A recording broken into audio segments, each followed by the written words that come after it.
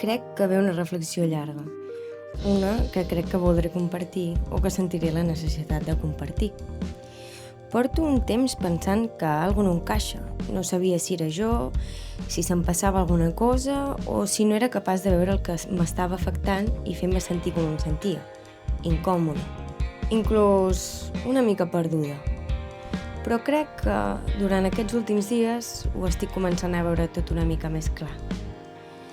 Com es pot viure feliç i tranquil vivint en un món ple d'odi? Odiar està a l'ordre del dia. La gent cada cop odia més i busca més raons per odiar. Sembla que avui en dia tot ha de ser radical. Si t'agrada una cosa, has d'odiar la resta, i si penses una cosa, has d'odiar a tot i tothom qui no pensi com tu. La cultura de la cancel·lació ha portat a molta gent a pensar que això és correcte i que insultar desconeguts per internet està bé. Odi, odi i més odi.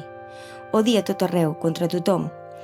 Quan algú que coneixem comença un projecte, el recolzem o esperem a parlar-ne a les esquenes? L'ajudem?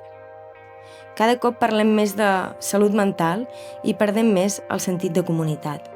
La gent no s'ajuda, no es recolza i cada cop es diuen més coses menys boniques. I estic cansada. Cansada de viure en un món cada cop més gris i menys empàtic, on la gent té com a hobby odiar, repartir odi en les seves estones lliures. Està a l'ordre del dia, odiar ho fa tothom, odiar sembla que és correcte. I no ho és, i no hauríem d'estar gastant el nostre temps i la nostra energia odiant gratuïtament i canalitzant tota la nostra energia en coses negatives com aquesta. M'he trobat tantes coses lletges que jo ho dic des d'un principi i és una frase que aquest any m'ha perseguit molt. Qui és feliç no odia i qui odia no és feliç. És que estem en un món infeliç que no és capaç de donar amor i estimar?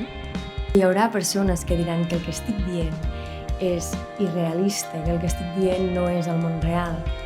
Però qui crea el món real i qui decideix què és vàlid i què no en aquest món? I per què algú ha decidit que la normalitat es basa en l'odi i en les coses dolentes, en vez d'aprofitar aquesta única vida que tenim, en repartir amor i en viure en l'amor i en la harmonia amb la resta de comunitat que ens envolta?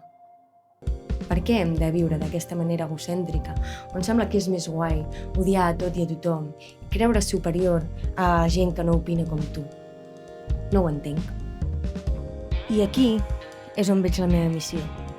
Donar amor, repartir amor i intentar en petites coses que deixar aquest món una mica millor del que me l'he trobat. I no parlo de que tot siguin flors i violes, ni de no tenir opinió, ni de ser la millor amiga de tothom, o no posar límits, ni d'estar d'acord amb tothom, perquè la bondat no vol dir això. Parlo de ser amable, solidària i empàtica. Parlo de petits fets, com recolzar els petits i grans projectes de la gent que conec, intentar tractar el millor possible a la gent que em trobo durant el dia, de dir coses maques a la gent quan les penso i de regalar somriures. Segurament, en aquesta vida m'hauré equivocat i m'equivocaré, perquè és humà fer-ho. Hi haurà dies que potser no estaré d'humor, i també és humà no tenir un bon dia.